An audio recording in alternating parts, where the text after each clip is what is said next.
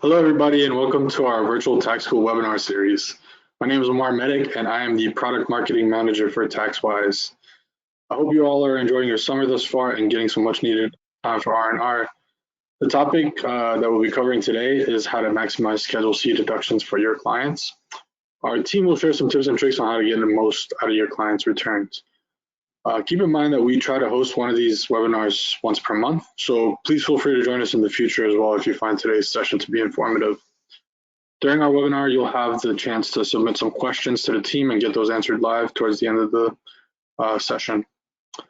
And with that said, I'm very pleased to introduce our speaker for today, Mr. Ryan Hubbs. He is a CPA and solutions architect here at Wolters Kluwer. He has years of experience working in the tax industry, and he will be sharing his insights on how you can maximize Schedule C deductions for your clients. So with that, Ryan, please take it away. Okay, thank you very much for the kind introduction, and very, very excited for this presentation today. You know, we do these presentations on a rolling schedule with different topics. I've previously done Maximize Schedule C before, and it was by far my favorite. I think this is chock full of really valuable, practical information. If you did see my presentation last year when I did it, don't worry, I've redone most of it. We've added in a whole bunch of new bits that I think you will find very, very interesting. Before we get started and start talking about Schedule Cs, want to go ahead and give you a brief background on myself just to elaborate a little bit further from what Amar said, and that is, well, obviously my name is Ryan Hubbs, and I have my background in accounting, and I actually spent 10 years up in Washington, D.C. I worked for 2 CPA firms up there, and I did a little bit of everything. I did some nonprofit work, I did some audits, but the vast majority I was doing was taxes, taxes, taxes. And I'm really hoping to go ahead today and impart some of the knowledge that I have learned onto you all in order to not only help you get through returns properly, but really maximize the value to our clients, right? You know, a lot of our clients, unfortunately, view us as an investment. I was actually talking with my best friend like a month ago, and he said, man, I brought my taxes to H&R Block and I only got $700 back. I paid him $400. That doesn't seem like a good deal. And they don't always seem to gather that, you know, there's only so much that we can do, right? A lot of times we're really just having to follow the IRS guidelines. But the more guidelines we know, the more knowledgeable tricks that we have up our sleeve, that's how we're really going to add that value and maximize their deductions. So we will be really focusing today on the Schedule C. And just to go over today's objectives, we are going to be starting off with the very basics. Just who files a Schedule C, what are the entities, what are the people, and then we'll go on from there and we'll start talking about some gray areas within the different expenses. You know, I categorize gray areas as, well, there's kind of almost 2 ways I could do this, but what's the proper way? What's the correct way? And just to give you all a story, back when I was first starting off as an accountant, my performance was always based off of how quickly I could get a return done. Efficiency, efficiency, efficiency. And anything that would hang me up and take time, I didn't like because it hurt my efficiency, right? But over time, I was able to really gather that these gray areas are why our clients hire us. If doing taxes was easy, everyone would just do them themselves. And knowing how to handle these certain situations that can be more complicated, that's why they come to us. That's why they need our professional expertise. Continuing down with some of our objectives here today, we're going to go and understand the pros and cons of using the standard mileage rate or the actual expenses for deducting vehicle costs. And then immediately after that, we're actually also going to look at the home office deduction. As if you can do mileage, you can do the home office deduction. It is very, very similar how you're doing the data input, how you're calculating the actual deduction that you can give to your client. We're also going to talk about some other issues for self-employed individuals. This will be more theory and things to look out for this next coming tax season, more so than going into the specific Schedule C and reporting it. And then lastly, we're going to talk about income splitting. And this will definitely be the most advanced topic that I've ever talked about on one of these webinars. But if you can get income splitting for your self-employed individuals, you could potentially save them tons and tons and tons of money, and they're going to love you for it. So with all that being said, let's go ahead and start off with just the basics. Let's identify who's going to file a Schedule C. Well, the activity must be pursued with the objective of making money. This needs to be a profit-focused enterprise. The business isn't a corporation or a partnership unless it's a single member LLC. Main things to know: if it is a corporation or partnership, those will have their own separate tax returns, right? They'll either have the 1120s for the corporations, whether it's just a normal 1120 or the 1120S, or for the partnership, they'll have their 1065. And then the next bullet point here is kind of the next little gray area. The business is not a hobby. Now, hobbies can generate some money, right? If you, for example, you're a carpenter, but you're just, it's on the side. It's just what you like to do on the weekends. You're not really making a ton of money. You don't really care if it's profitable. You just get some enjoyment out of that leisure. Well, if we go back to our first bullet point here, if the main activity is not to make money, and you have to use some professional judgment, right? If someone made $350,000 as a carpenter and they say, no, it's a hobby. Well, that's probably not going to fly, right? This is all going to be subject to a reasonableness test that's really going to require your own professional judgment. But typically I think of hobbies as, I made, for example, 5 pieces of furniture. I made a total of, $2,000, but my materials was $1,800. You could probably get away with saying that's a hobby, right? But you're going to have to kind of use your own professional judgment and designation to make that determination. And some of the common questions I get about the Schedule C is, well, what happens if I have multiple business activities? And we're seeing this to be a real growing trend. It's actually growing year over year, where there are a lot of gig workers, right? And they do a little bit of everything. They used to be called odd jobs, now it's gig workers, but maybe they're doing a little bit of grub, and then they're doing some part-time work on the side as an independent contractor. Well, for each entity, they would have to file their own Schedule C if it's applicable based off the guidelines that we just talked about above. And then I want to get to our next bullet point. Do businesses with tiny amounts of income and expenses have to file? And the reason that I like to include this is that I used to live with a guy named Danny. He was a plumber, and we got in a big argument one time, given my background and his background. He was saying, well, I don't even make enough money that I have to file a tax return. There's a threshold that I don't meet. And I would say, no, Danny, that's not how it works. You really do have to at least report this income, even if at the end of the day, it's not profitable and you're not required to actually pay any taxes. The IRS still wants to know about it. They always want to know about all of the different income and activities that we have. And I'm going to be referencing Danny the plumber throughout this. I'm going to take a lot of artistic liberties with how I portray him. But as you think of Danny the plumber, I want you to think of that one or maybe handful of clients that you have that their records are incomplete. They come to you with these bogus deductions that you've never heard of and you're pretty sure aren't exist. That's going to be a client that we really have to worry about, right? Because ultimately, at the end of the day, anything that we do is subject to be audited, right?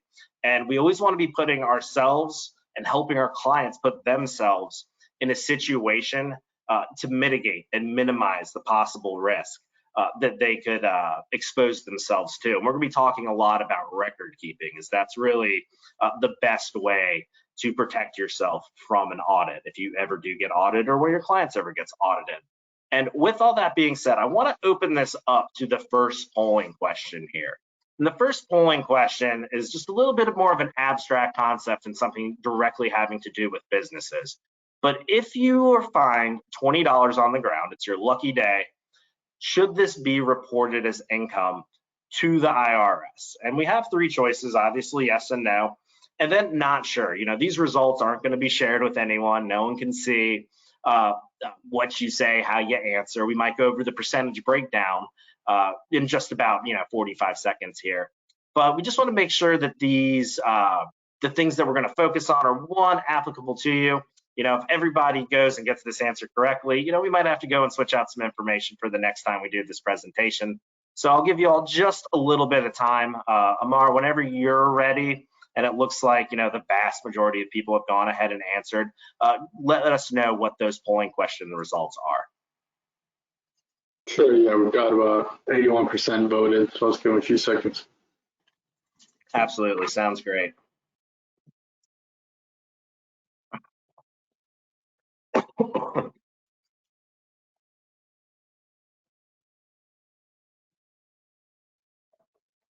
All right, I'm going to close it out and share the results. So we've got 66% saying no, 25% saying yes, and 9% saying not sure. Okay, great. I appreciate that. So technically the answer is yes. The IRS wants to know about every piece of income that you get, right?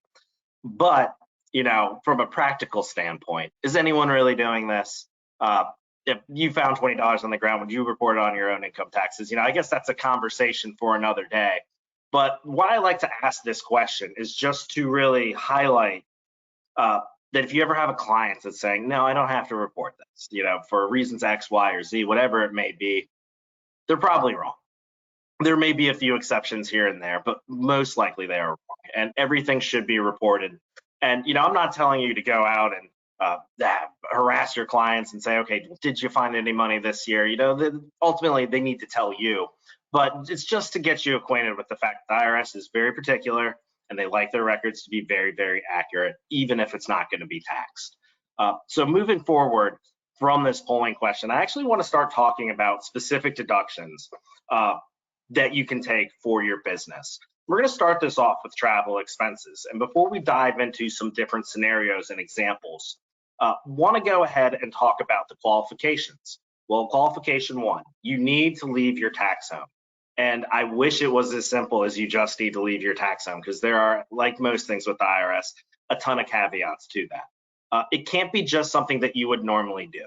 So, for example, you cannot take your commute as a tax deduction, even if you're self-employed. If you have an office that you typically go to, that commute, not deductible, even though you left your house. And back when I lived in Washington, D.C., for anyone who's ever visited or knows the area, Virginia, Maryland, DC, they're all right together. It's very easily to get to any of those states from any one place. If you have a client that maybe they're not going to the office, they're actually doing across state lines travel to go to a conference, and that travel distance is going to match roughly what they do for their commute, even though they left their home, it's still not going to be eligible, because that would just be considered their normal commute, even though they went to a different place. For it not to be considered a commute, it's going to have to be something outside of your normal day-to-day activities. It's either going to have to be a further distance if you're driving, taking the bus, whatever it may be, or you would have to really purchase a plane ticket, purchase a train ticket, whatever that situation is. But at a minimum, they need to leave their house with a whole bunch of different caveats that we just went over attached to that. The trip needs to be planned in advance. If you have a customer, or a client, I should say, and they decide to take a vacation, they're going down to Austin, Texas, they're going to catch a great concert out there. And while they're out there, they just out of the blue decide, well, I know a client down here. I'm going to have a quick 30-minute meeting, and I'm going to write all this off my taxes, all 100% of my travel expenses. That's not going to fly with the IRS. The trip needs to be planned in advance, and that'll really segue into our next bullet point. The trip needs to be ordinary and necessary expense. Kind of getting back to that Austin example, if you are traveling and 95% of the time you are on vacation and you just have that quick 30-minute meeting, really none of that is going to qualify. It needs to be part of their ordinary course of business. And then lastly, that's also going to segue into our last point, the trip must consist of mostly business. And mostly is going to be the key word here for meeting some of the IRS requirements in order to get your travel expenses deducted. So what I've gone ahead and done is I'm actually going to go and talk about our first gray area within this presentation, the first time where it's not exactly clear. And if we actually go to the next slide, this is going to be scenario one. And the key things to look at this scenario is, one, this is domestic travel within the United States, and we're looking at the lodging expenses for this domestic travel. You can see that I've gone and set up a little schedule for you. And Thursday, we have a travel day. They're heading to Florida. Friday, they're working. They're meeting with clients all day long. Saturday and Sunday, Disneyland, followed by Universal Studios. Definitely would categorize those as the fun days, right? Monday, they're going to meet with their clients. And Tuesday, they're going to travel home. Now, this is definitely a gray area, because if we break it down, well, they had 2 days of work, 2 days of fun, and 2 days of travel. And if we go back 2 slides, we can see that it must be mostly business. So is this going to qualify? Well, the answer to this is actually going to be yes. And there's a few reasons that this is going to qualify. This travel format is typically called the weekend sandwich, where you go, you travel one day, you work, you have your fun days on the weekend, you work another day, and you travel home. If they follow that format, even the lodging expenses for the day they were at Disneyland, the day they were at Universal Studios, that is going to be fully deductible, but they have to follow this format. They have to go and travel, and then after traveling, they have to go and meet, have a business purpose. You don't just necessarily have to meet with clients, but it has to have a business purpose. The middle days and the sandwich, that can really be whatever they want. They want to have fun, go ahead, have fun. And then lastly, they'd meet with their clients Monday, leave on Tuesday. And the reason this is going to match or meet our criteria of being mostly business is that those travel days to Florida and traveling back home, those are both going to count as business days. And the reasoning behind that is, well, since Friday you met with clients and Monday you met with clients, that travel is also going to be included. So you always have to have the working parts at the start and at the end. Then you can take the travel days as business. Now, just to caution you, if they follow this format, but let's say they traveled, they met with their clients, they spent 5 fun days, and then they met with their clients and they traveled home, well, that's not going to meet our criteria for mostly business, right? Because there'd be 5 fun days, and then there'd be just the 4 days. The travel days would still count as business expenses, but it still has to be mostly business. So you really have a few different ways to view this. This is just a simple example. But if you can tell your clients, if you want to take a vacation and mix it with some business, if you do it this way, I guarantee they're going to be very happy that they can deduct all of their lodging expenses, regardless of the day, from their tax return and get that tax rate as down as low as possible. Now, scenario 2 is going to be a little bit different here, and the rules are dramatically different for domestic versus international travel. And we can see this travel schedule here where we have 1, traveling to England on Thursday, Friday, meeting with clients, and then we have Saturday, Sunday, Monday, all vacation days, and then Tuesday traveling home. And, based off our criteria earlier, must be mostly business, this would not qualify because we're not following that weekend sandwich format, right? However, since this is international travel, the rules are totally different. I don't know why they are. It's just the way the IRS does it, that it only has to be 25% of the time has to be business. So we can see even with the travel day here, the meeting with the client here, it is going to, with 1, 2, 3 vacation days, the last day of travel home actually wouldn't qualify because we didn't have that last meeting in between the vacation day and the travel home. But since the criteria is only 25%, 2 divided by 6, 33%. This is all going to count. They can take all of their travel expenses, deduct it from their taxes. So always be aware, this is a common trope and common theme when doing taxes, that just because something is the domestic rule does not mean it's going to be followed internationally. They're always going to, not always, but they're likely going to change the criteria and the different formats. So with all that being said, before we get into mileage expenses here, I'm actually going to go ahead and go into our tax preparation software. We're going to be using TaxWise today. And I always like to do some live tax data input to really show you where to input this information. So I'm going to go ahead, I'm going to go log into TaxWise real quick and going to go click login here. And I've actually set up a dummy tax return for Danny the plumber. I'm going to go to tax returns up top here. And it's going to give us a list. We're going to scroll down to the bottom. Here is Danny. And we're going to go and look at his tax return. And right now in his tax return, we can see he's owing about $5,400. We're going to do some work to get this number down as low as possible. And we're actually going to jump into the Schedule C here. We're going to scroll down. And you can see we have just $50,000, modest amount of income. And we're going to come, it looks like I already have the travel expenses input. And then I want to also talk about the meals. A common question I get with the meals, most of the time they're going to be, at this 50% rate. There may be reasons why it goes up to 80 or 100%, but the vast majority of meals when you're doing this meal deduction is going to be at the 50% rate. And if we go back to our example here, and let's scroll back to our weekend sandwich domestic travel example. Common question I get is, well, on the travel days, can I actually deduct the meals that I take? And the question is, if they follow this format and they follow the guidelines that we've gone over earlier, absolutely. Both of those travel days to Florida, from Florida back home, both going to count as business days. So all of the meals that you take are going to be eligible for that 50% deduction. And you would just simply go into the Schedule C. You can see we've input $1,000 at the 50% deduction mark.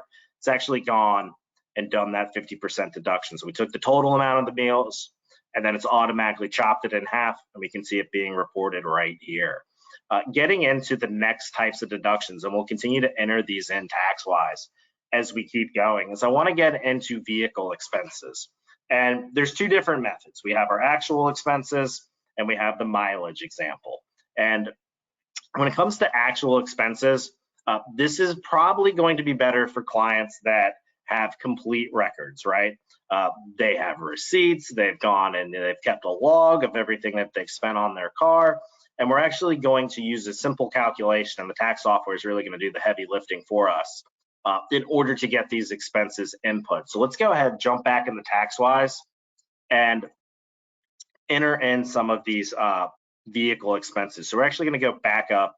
We're going to go to our car and truck expenses. We can see right now it's 0. And looks like I need to log back into TaxWise. I was already logged in. Okay, so let me just log in one more time very quickly here. And we'll get back into this tax return. But while I'm doing this, we can go ahead and talk about it. The IRS is going to go ahead and specify the types of deductions you can take when it comes to your vehicle. And it's all going to be located on the Schedule C for us. So we're really just going and going through and inputting the expenses. Let me try to open this one more time here. Okay, it looks like I'm having a little technical snafu. So what we're going to do is we're going to open up a different return. We'll open up Richard Hammond here, and we will go and dive into a Schedule C. Do we have one? Does not look like it. So let's go ahead and add in a Schedule C. We'll add in page 1. And then let's go, we'll add in our gross receipts. We'll just say there's $100,000. And then we're going to go to car and truck expenses. And we're going to link it back to the actual worksheet. It's going to have its own specific worksheet that it's reported on. I believe it is this one right here. Yes, so we're going to have to at least know the miles. That's kind of the bare minimum, whether you're taking the mileage approach or the actual expense approach. We're going to go ahead and say, okay, they had a large work van. And we need to know 2 miles, really. We need to know the business miles that they drove and the total miles that we drove. So we're going to say, okay, they had 30,000 in total miles, of which 22,000 were exclusively for business. They can't estimate this, but it needs to be reasonable, right? If they have a personal vehicle and a work vehicle and they use for all 30,000 miles, they have no other car, no other mode of transportation, the IRS is going to look at that very, very suspiciously. But we can see when we actually input the specific mileage, we're getting the percent, right, broken down for us immediately. And as we go and start entering in these different figures that the IRS has allowed us to deduct, it's going to really start doing the percentage breakdown of it. So if they spent $4,000 on gas, we can see, look, it's taking this percentage that was calculated based off the miles, it's taking the $4,000 and it's allocating that 73% to be actually deducted by the Schedule C. If we got an oil change, maybe that was $400. We got a new tire at $250. Did some basic repairs, maintenance, we'll say that's $500. We'll go down to insurance, we'll say it's roughly $100 a month, maybe a little bit more. They had to get the licensing done for another $300. And these are a lot of deductions. We can also do the personal property tax. And I feel like this is a pretty reasonable estimate. Maybe it should be a little bit higher, maybe a little bit lower, but I feel like this is pretty reasonable for most people to spend about $4 grand on gas and then just have, some basic things that need to be done. We can see, even though the vast majority of their miles were business miles, they're getting a deduction of about $5,200. And that sounds pretty good, but in my time working as an accountant, I was surprised at the mileage deduction. Most of the time, the mileage deduction was not only less work, it was also usually the higher deduction. If we want to go and input the actual miles instead of doing the actual expenses, let's go back. Let's go back to the car and truck expenses. And we're going to link it. We're going to link it to, which one is it? We have the vehicle. I believe it is page 2 of the Schedule C. We'll go down. Yes, we'll go down. And we're actually going to enter in the miles with the same example. And you can see it's line 44 here. And we really just need to know the miles. And if you're going to use the mileage method, I would highly recommend getting some documentation from your customer. It can be somewhat estimated. You know, it doesn't have to be every single time they got in their car. But it also, you know, you keep hearing me say this word, reasonable, reasonable, reasonable. Has to be reasonable within the normal course of business. So we're going to stick with our previous example and say we do have this mileage log, and that 22,000 miles were for business. We can add in the 8,000 miles they did personally. It's not really going to factor in into the calculation like we did before. We're not going to do a percentage breakdown. And really, if we could break it down further between first half of the year, second half of the year, that would be ideal. Good luck with your clients. Some of them, you know, are very have their records very well put together. If it comes to someone like Danny the plumber, almost no shot. So we'll just go ahead and estimate that they did. That they went and did they did the 11,000 in the first half or the second half here, and then they did 11,000. Looks like this needs to be linked to another field here. So we'll just go ahead and say all 22,000. And if we actually do this breakdown of the percentages, and we use our calculator, well, we take that 22,000 miles and we multiply it by the 0.625 per mile. It should be 0.625, excuse me. This is a 13,000 deduction. This is clearly the superior deduction just based off the miles. So if you do have someone that's driving a lot, it may be great to go and get, you know, all of the information from them to look at their actual expenses. But if you do enough of these, you can pretty quickly determine which one's going to be the superior method.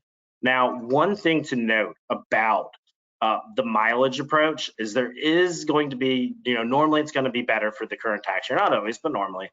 But there is something to be wary of and inform your clients of. And that is actually that depreciation is going to be included in this mileage method. And you can see I have a chart here for, it looks like the past 7-8 years. It typically goes up by about a penny every so often, right? But this depreciation is going to be important if we look at the example here on the left-hand side. If you can see, okay, we used a car for 5 years. We always took the mileage method. We never took never took any other depreciation. Now we want to sell it. Well, if we pay $30,000, our basis is not going to stay at $30,000 because we've had to go and depreciate this asset right here. So we would have to figure out the actual how many miles per year, and, you know, do this calculation. And then we'd have to go and subtract that from our cost basis. So typically, you know, vehicles are sold at a loss. Not all of them, but most of them, unless it's an antique, they're going to become less valuable the more they're driven, the more years that have gone through, the more years that have passed. Well, that loss that you get to claim going to be much, much lower due to this depreciation. So that is kind of one thing to note, but typically I still would recommend using the mileage method. It's going to take less time on your end. It's going to require less meticulous record keeping from your clients. And most of the time, it's still going to give them the best taxable benefit. And I want to go ahead now and segue into the home office deduction. And this is going to be extremely similar to what we just did with the actual vehicle expenses. And you can see even the names are similar. We have the actual method and we have the simplified method. And we're going to start off today with the actual method. And when we go into the actual expense method, well, we are going to have some breakdown of the expenses. We're going to have direct expenses, we're going to have indirect expenses, then we're going to have depreciation as well. Well, direct expenses are going to be the expenses that are just for that home office. Think of if they got and just painted that room, or if they went and they redid the flooring in that room, just that room. You could go ahead and calculate how much that cost. They could give you the direct expenses. Indirect expenses are going to be things that apply to the entire home, right? Mortgage interest, taxes, utilities. And we're going to use a similar calculation to the mileage calculation in order to figure out what percent of these indirect expenses is actually going to be deductible. And this is going to vary greatly from the indirect method. If we look at the indirect method, or the simplified method, I should really say, excuse me, simplified method, we're just going to use a simple square foot calculation. And they're going to get a $5 deduction per square foot. Really doesn't matter how large their home is. And it's going to be capped at $1,500. And this cap can be very, very limiting, right? So in comparison, to contrast it with the vehicle expenses, most of the time, the actual expense is going to be the far superior method for taking the tax deduction. But we're going to look at both. One more thing to note about the simplified method: if you do have your Danny the plumber kind of clients, this is a great method because typically they have messy or incomplete records. Figuring out the square footage of a house, very, very easy, right? Figuring out the square footage of their specific office room, also very easy. So let's go ahead and look at an example that I've gone and prepared here. We have a home that's 2,500 square feet, of which 500 of those square feet is just for the office. They have some direct expenses with the flooring. Then they have some indirect expenses with utilities, mortgage interest, taxes, things that most people, really all people, I think, are going to have if they actually own their own house. So let's go back into TaxWise here, and let's go back into our Schedule C. Let's go to the portion on the home office expense. I believe it's down here, QBI. Do I need to go to page 2? Here it is, right here. So we have the simplified method right here. Well, the simplified method, we're just really going to enter in the total amount of the house, which I think we had at 2,500, and then we're going to go ahead and enter in the $500 or the 500 square feet for their home office. And we can see, look, it's just automatically capped out here at $1,500. If we were to go and do the math on a calculator outside of TaxWise, let me go bring my calculator over. 500 times the $5 would be 25, but we're really getting hit hard by that cap. We're losing $1,000 off the deduction. If we go back though, and we look at the actual, let's link this back to where we can do the home office expense, the $88.29. Let's go ahead and add this in and scroll down. You can see, okay, here's where we do the direct and indirect method. And what we're going to do to set this up, we kind of got to set the table before we start plugging in the expenses, is we're going to enter in the area used regular and exclusively for business, but also please do note, regular daycare or the storage of inventory and product samples. So you get a little bit additional leeway than being just for your office, right? We're going to go ahead and put in the $500. We're going to put, or I keep saying $500, 500 square feet. We're going to go ahead and input the total area of the home. We can see it's 20%, right? And this is really going to calculate for the indirect expenses. For anything that's direct, and going back into our example here, we have the $700 in the flooring. Well, that's a direct expense. We're able to take the full amount of that because this expense is just for the office. I'm actually just going to go ahead and list this under other expenses for $700. This could also be listed as a capital gain as well, really up to your discretion how you want to go about doing it. But going into the indirect expenses, going back to our example here, we had utilities of $1,200. We had mortgage interest of $4,000. And then lastly, we had taxes. Where are the taxes here? Should be a specific section. Here we go, right underneath where I was. Taxes, $5,000.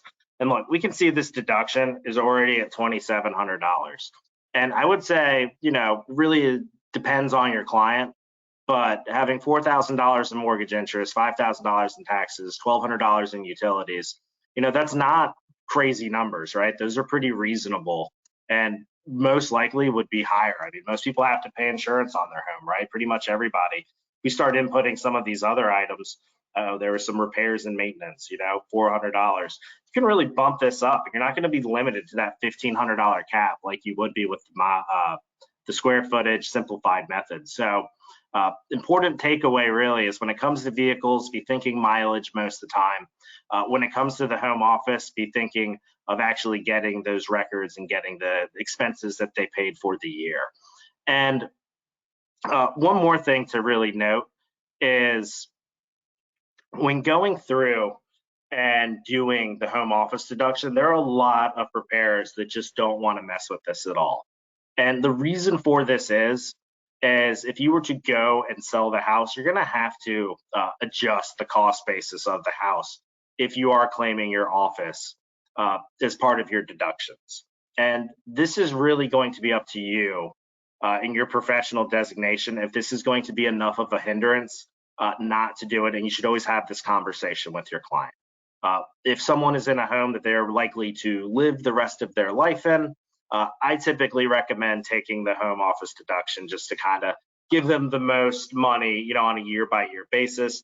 But if you know for a fact that they are going to sell this home eventually, this is not meant to be, their forever home, be wary of taking the home office deduction, because when they go to sell, they're actually going to have to lower their cost basis if they're taking this deduction, and they're going to have a bigger capital gain when they actually go to sell that house. So it's always a conversation to have. It's always good to know your client's specific scenarios, specific situations, really, I should say, on if some of these are going to be the best option for them moving forward. Getting into some of the other items that I want to talk about today, let's actually jump back, and we want to go and ask a quick polling question here. Do you primarily use the actual method or the simplified method for the home office deduction? We have actual, we have simplified, and depends, as we just kind of went over. There really is no right answer, as so much is up to your own professional designation, what's going to get them the best taxes back, should they even be taking this deduction. But we just kind of want to get a feel for the people that are, within this presentation, what you are typically doing, and see, if we see everybody's just doing it one way, maybe, we'll focus on that more in future presentations. I'm going to take a quick sip of water while we go and get the results for this.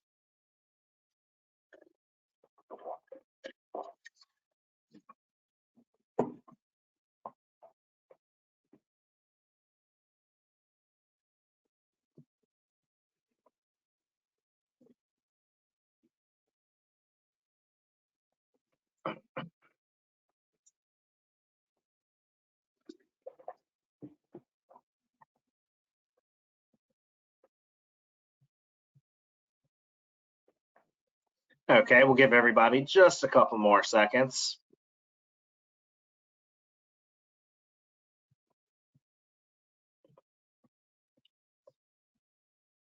And Amar, whenever you're ready with the results, just let me know. We've got 80% voted, so I'm just going to go ahead and close it. We got some pretty mixed results. It's pretty split evenly between all three answers, so take that as you will. Okay, I think that's probably matches up with what you should be doing, right? They're really, you have to pick and choose based off the records that our clients are giving us. It's just really about knowing about the different methods and when to use them. So I'm actually really happy to see those polling questions. I hope this was a good topic for you.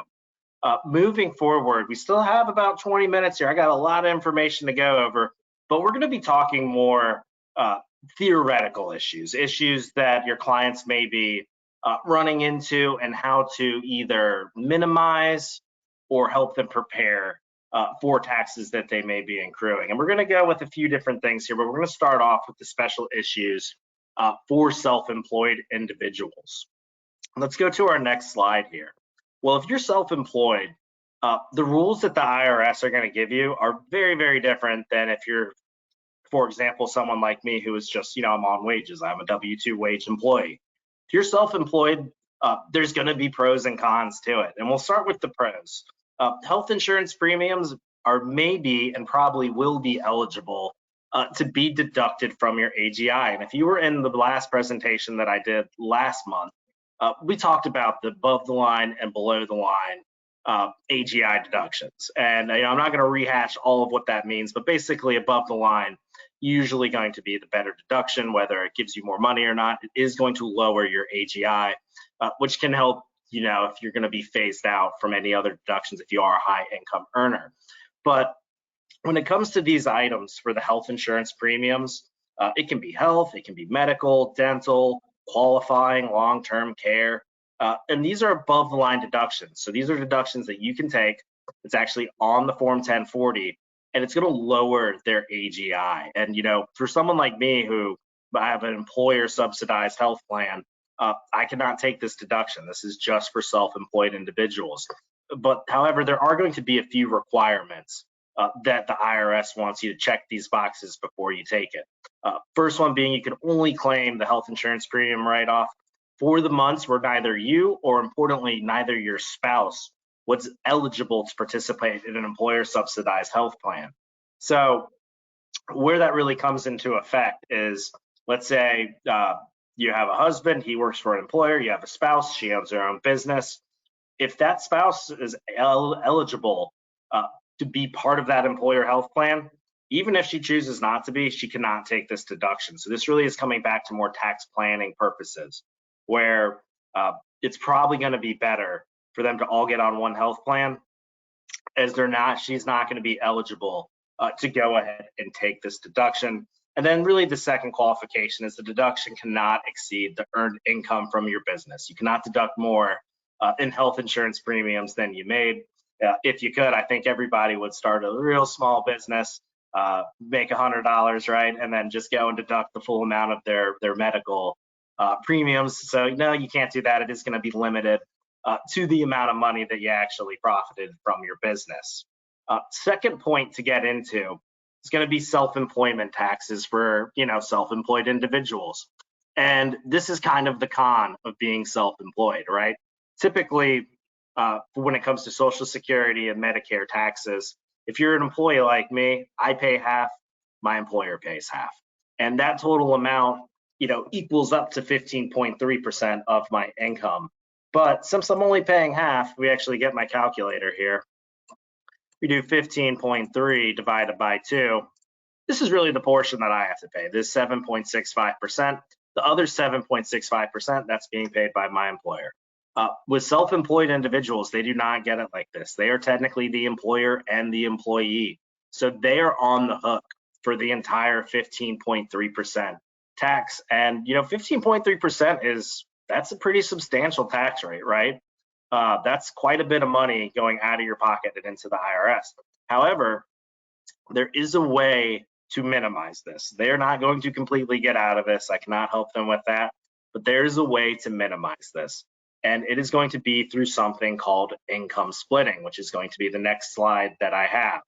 And we can use the tax law to really minimize this 15.3%.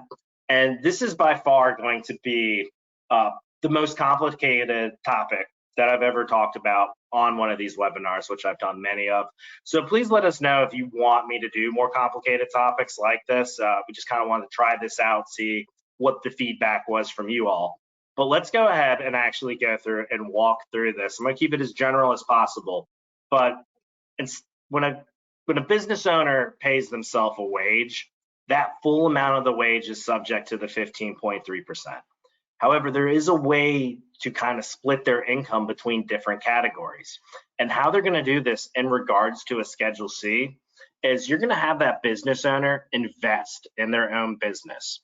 And instead of just fully paying themselves a wage, they can go and take money out of the business that they invested. And these two areas are taxed differently. The investment income, not going to be subject to the Medicare and the Social Security taxes. However, the wages will be. Now, the IRS has caught on to this, and there's going to be a threshold that must be met, that they must pay themselves wages. So let me kind of backtrack. There has to be a threshold that the wages that they are paying themselves are reasonable. So you can't just have 100% of the income going into coming from investments. they do have to pay themselves a wage, but there is some flexibility with this. How the IRS designate what a reasonable wage is, it's what you must pay someone else to do the job. So even if they have 20, 30 years of experience in the field, they don't have to pay themselves what they would make going to another job. They really just have to pay the minimum amount that they would have to hire someone else to do this job. So for example, instead of being like, okay, how much does someone who has 25 years of experience in this field make?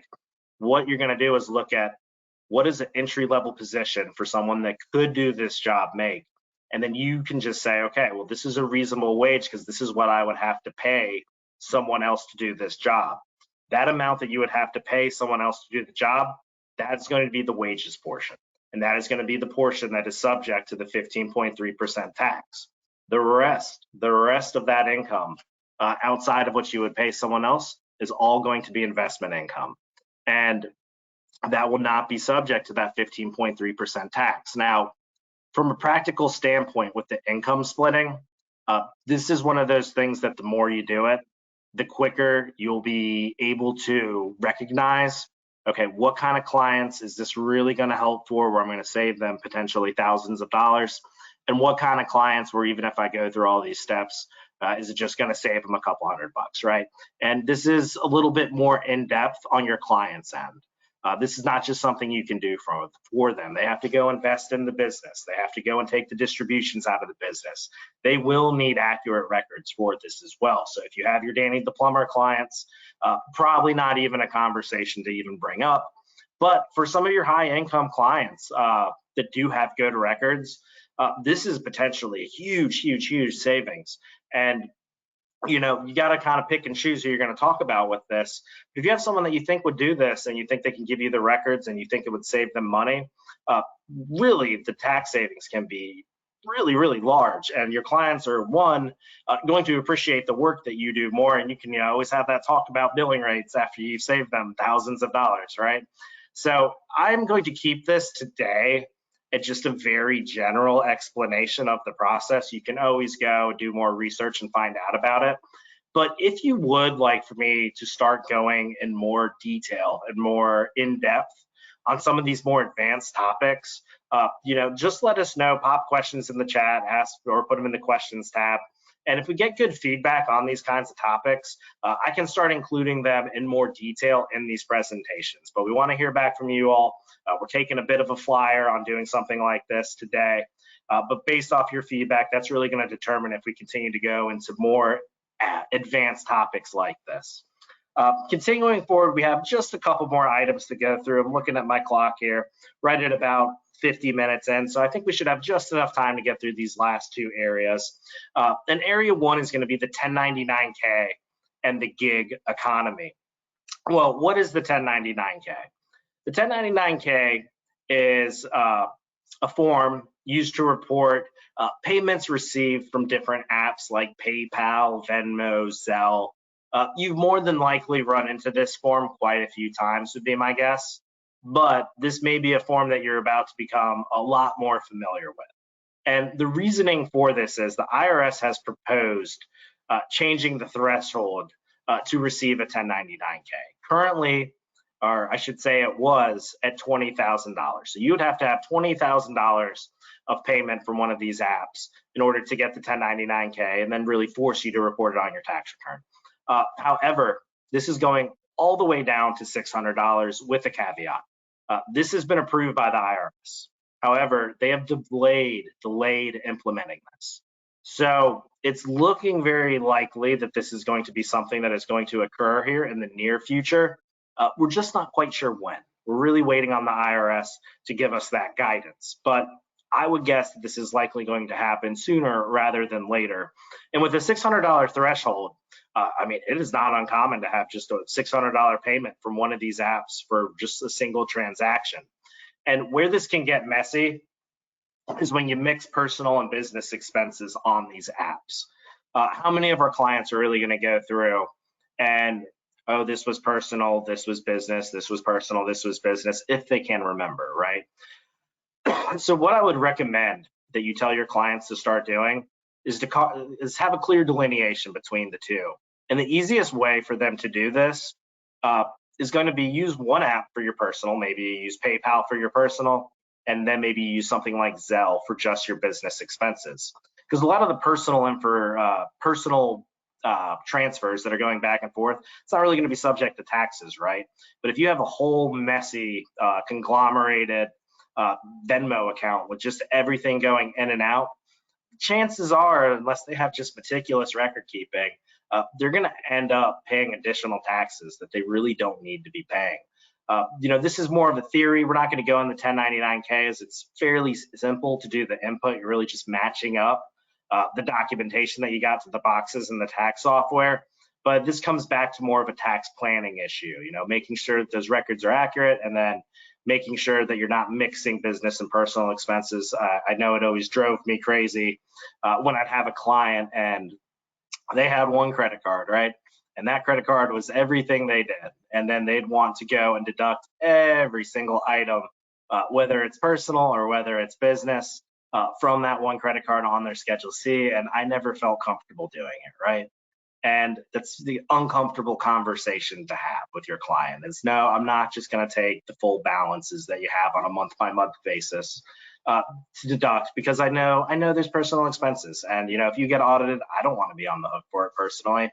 So the more conversations you can have with your clients about these sorts of things up front, if they take our advice, a lot of them say, okay, yeah, I'll do it, and they don't. But a lot of them will take our advice. This is definitely something that they should be looking out for and finding ways to minimize that liability. Last thing really to go over here today is going to be QBI, Qualified Business Income. And QBI is going to be business deductions that are going to be back to that above the line deductions. They're actually going to go and minimize their AGI. And speaking of QBI, they're going to be able to take a full 20% deduction for some of these self-employed expenses. And me being, W-2 wages, even if I have similar expenses that I have to pay, I cannot take QBI because I am not the business owner. I do not own the business, and I am not self-employed. And a 20% deduction, that is a significant savings that you can go ahead and give your clients. And, when you think of people that may be eligible for this, it's not just people that own their own little, C Corp or their own little Schedule C, gig workers, freelancers, even other types of entities that may apply to, like 1120Ss or partnerships if it's just a single person. And this above the line deduction is really going to help lower the AGI. And getting into the above the line deduction, I probably should spend just a couple minutes on it. Let's actually go back into TaxWise. Let's go to the Form 1040 here. And let's scroll down. And it's going to be this, adjustments to income, line 10. And you can see after this, AGI is, I'm highlighting everything. After this, AGI is actually calculated. And there's going to be a few benefits to this. One, it's lowering the AGI. We can see in this return, we had about $1,200 in QBI. And, this is what their income would have been, but it actually went down. Actually went up a little bit in this one. This is a positive adjustment. But if you had a negative adjustment, it would actually go and lower this amount. And why these are so important is, typically with the standard and itemized deductions, you have to choose one, right? You either have to take the standard deduction or you have to take the itemized deduction. You cannot mix and match. You can't, take a little bit here or a little bit there. Why these adjustments above the line are so important is it doesn't matter if they took the standard deduction or the itemized deduction. They're their own little separate place on the tax return. It's its own separate deduction. It's completely detached from either one of these. So you can really go and maximize the different QBI items. You can actually see here's line 13. This is where the QBI is going to be taken. Going to be reported on the 8995 or the 8995A. You can take a quick look here. We are starting to run out of time, but I will go ahead and link this back to the worksheets. We'll go into the 8995 for the simplified method. I think most people are going to take this. but you can see the different areas where you would go and input it. This REIT dividends, that's going to have to do with real estate investments. And if you ever are confused, I wish I had more time to go out over this today. I've kind of maybe made this a little bit too long of a presentation, but there is something within TaxWise called the tax book that I could click on, and I could go ahead and type in qualified business deductions. Let me go and type business in.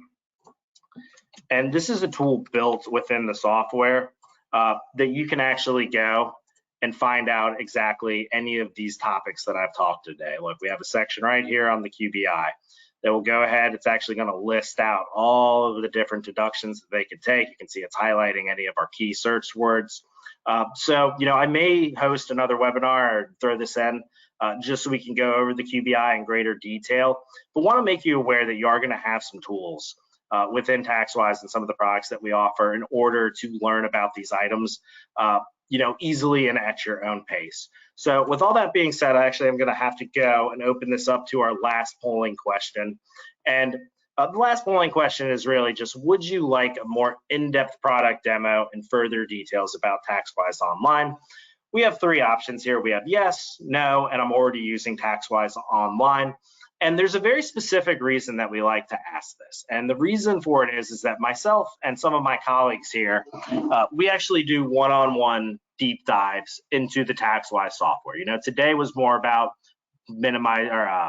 maximizing your Schedule C deductions. It's more to just help anybody. Anybody's, welcome to join these presentations. They don't have to be a TaxWise user. But if this is something that you're interested in, maybe you're thinking about switching softwares, or you're thinking about, starting a new business and preparing tax returns, but you just want to feel a little bit more comfortable with a switch or a decision that you're making, we can set up a one-on-one demonstration, making sure that all of your important questions are getting answered and get you comfortable with the software. So we always like to throw this on just at the very end of the presentation. So, we can kind of track our own internal numbers and see if it is something that you would be interested in. So I'll give you all just a couple more seconds to go ahead and answer this. And then for the final slide, we're going to be talking about some opportunities that are upcoming where you can meet myself and other members of our team live and in person at some of the different conferences that are going to be hosted. So Amar, whenever you're ready, I can take the results from the polling question. Sure. Let's just give it a few seconds. Sure, absolutely.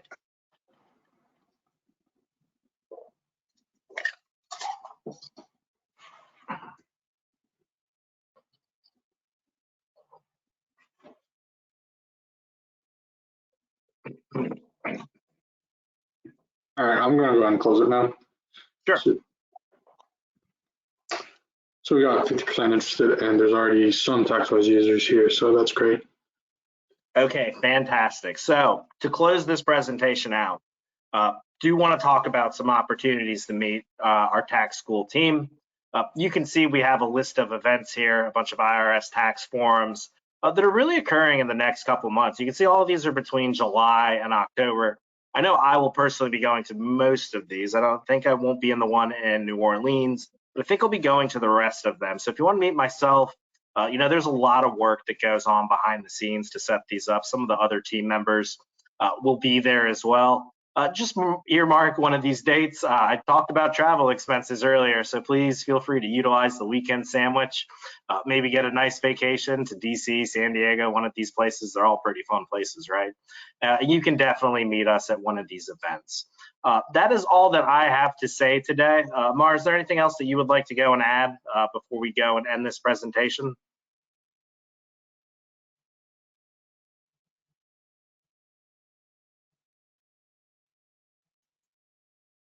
Okay, I guess not. So really want to thank everybody one more time for taking some time to meet with us. Unfortunately, we didn't have time to go over any questions that may have been asked. We also had over 100 people in this presentation, so there was no way we could have got to all of them.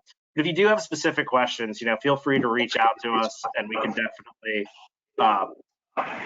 set up a demo and show you how to, do some of these questions that you may have within TaxWise. Appreciate everybody for showing up today, and I wish you all the best next couple months, as it's still slow season and busy season always seems to be lurking right around the corner. Thank you very much. Thank you, everybody. Please join us for the next one.